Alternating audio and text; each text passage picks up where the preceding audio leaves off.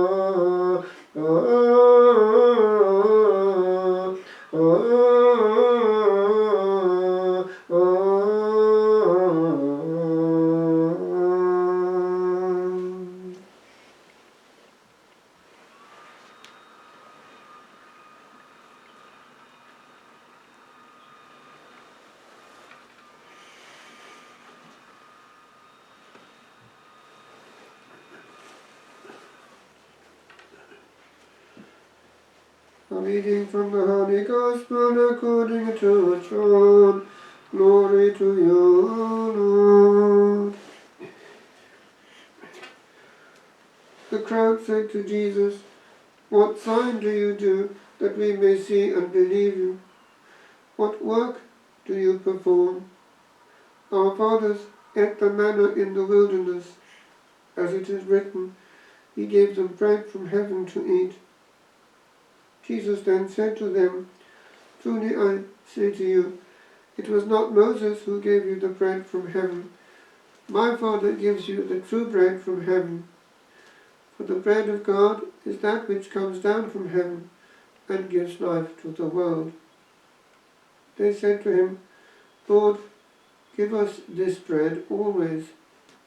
Jesus said to them, "I am the bread of life. He who comes to me shall not hunger, and he who believes in me shall never thirst." The Gospel of the Lord. Praise to you, Lord Jesus Christ.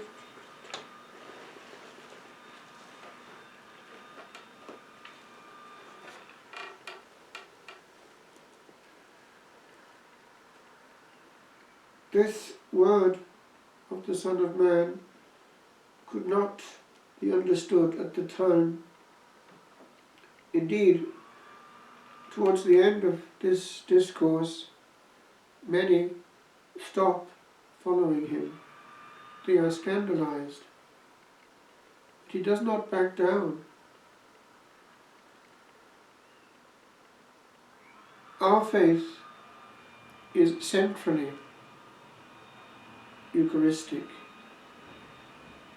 Any Christian life which is not Christ-centered as bread of life is not focused. We cannot have a shortcut to God of our own making and bypass what the Saviour had wanted from the beginning as his project. He meant to come to earth and sacramentally to remain there until the end of time.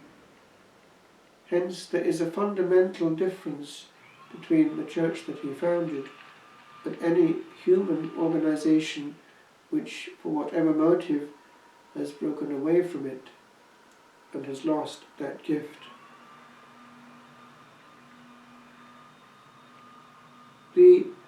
martyrs of the Reformation were aware of that. They were dying for the Mass.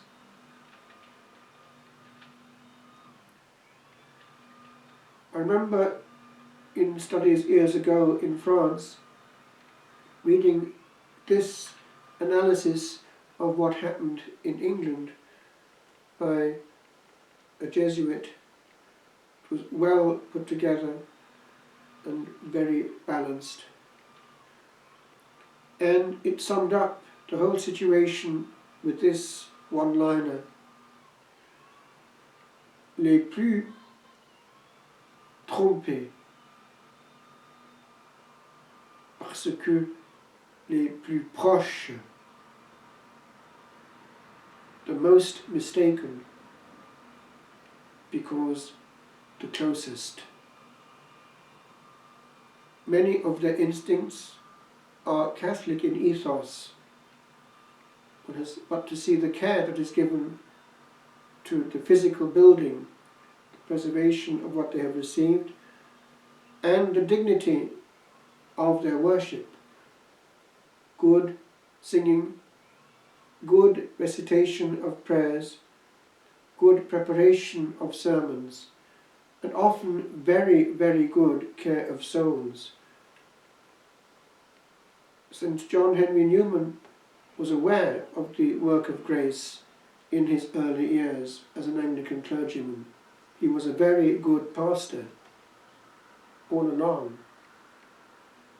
But he suddenly realized, after accepting the fullness of light, and he saw it very clearly, that what he had considered to be a part of the Church Catholic, but as a branch thereof, was in fact nothing more than a human institution, and he perceived with great clarity of vision the fundamental and radical difference therein.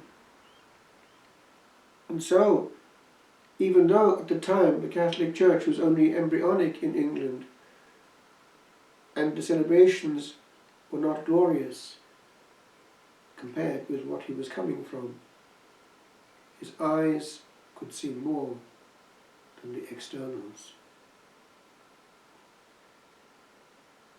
We know that the Holy Mass was celebrated in the Tower of London at the height of the period of torture. So great was the hunger of these martyrs for the bread of life and for the sacrifice of Calvary present on earth. And with mangled limbs, you know that the Holy Father Gerard was able to celebrate, having got hold of all that had to be got hold of in great secrecy, because there were no shortcuts in those days. This is what they were dying for. And our Carthusian martyrs were fully aware also of what was in the balance.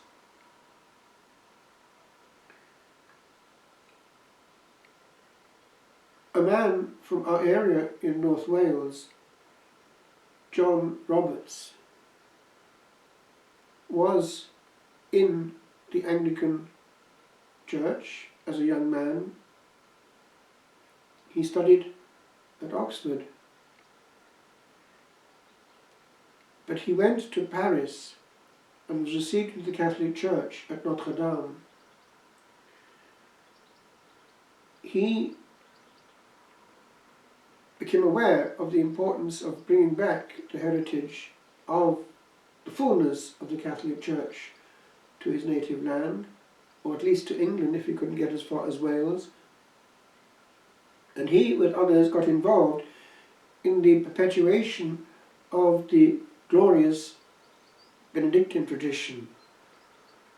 The venerable English congregation is very old, and these were the ones who were able to carry it on. in exile. He came back, was arrested more than once. He was never able to get back as far as Wales, though. Eventually, he was celebrating the sacred mysteries in great secrecy, and there was a bang on the door. It got louder. Open up in the name of the King. He could not stop. He was actually at the last gospel when the door was broken down with great clamour. So he was caught in the act, and it was very soon afterwards that he was hanged, drawn and quartered at Tyburn. It was 1610.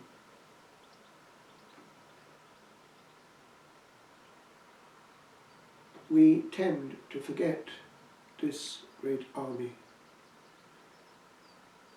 Actually, they're part of a glorious host of white-robed human angels who have gone triumphantly from the cross to glory. The reading from the Acts of the Apostles on this day gives us the account of the very first, St. Stephen, a deacon. He was allowed to see the glory of the risen Christ. He was standing at the right hand of the Father. They saw his face actually as that of an angel. Interesting. The first to be configured to Christ on the cross in this way. But the prayer of these martyrs is something else. And he prayed very much like his Saviour for forgiveness for those who did not know what they were doing. And one of them, one of the leaders, was the one who was keeping the garments of those who were stoning Stephen, Saul of Tarsus.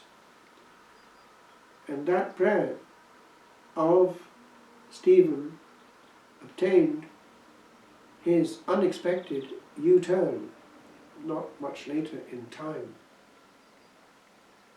And all the energy that could have gone into destroying the work of God was reorientated towards proclaiming the true project, the fullness of the project of the eternal Word. Rather, actually, like many of goodwill, he was persecuting Christ and his light without knowing it. With regard to these martyrs, they do have a tremendous power of intercession. As it happens, we had a major relic of St. John Roberts locally. We used to celebrate every month there the Mass in Welsh, and we were very much aware of him, and things would happen through his intercession. He was never slow to reply, especially as he was from our area. Rhywgoch was the place of his family, near Gillinladan. I still have very close links with the area. I heard recently that the new bishop there in the area, whoever was responsible in the curia, had requested that such relics be all brought to the custody of the church in Wrexham. I don't know about the other relics, but certainly this one was removed, the only one in the area of St. John Roberts.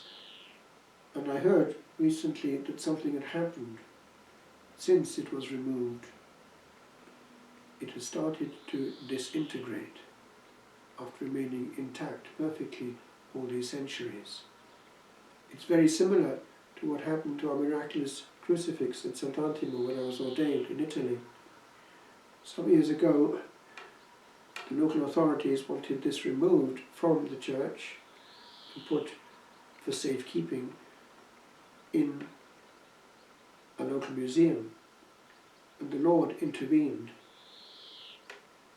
From the moment it was taken from the Abbey Church to the museum, the whole area between the Abbey and Montalcino, where it was, had a completely inexplicable series of ever-increasing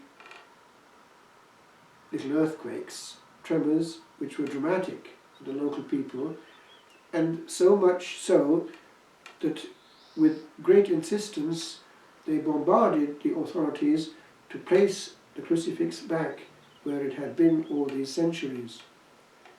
And it was, under pressure, put back, and then only did the ground stop moving. It's still there, and before it we used to celebrate every morning facing it, facing the east window and it, the Holy Sacrifice, in Latin, with incense, with the same gestuality as the generations gone by. One was sangling the same unchanging force, Calvary upon earth, the dignity that is worthy of the angels, and the Mass for which this white-robed army heroically suffered atrociously,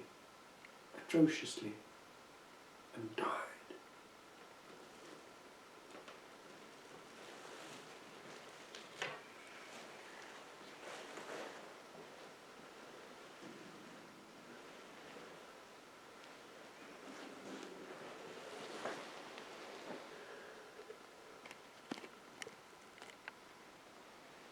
Charabanen, chaste Father of a throne, dost thou this night recall to whom belong these parts of earth that once to him were made, these silent choirs where once thy feet did tread?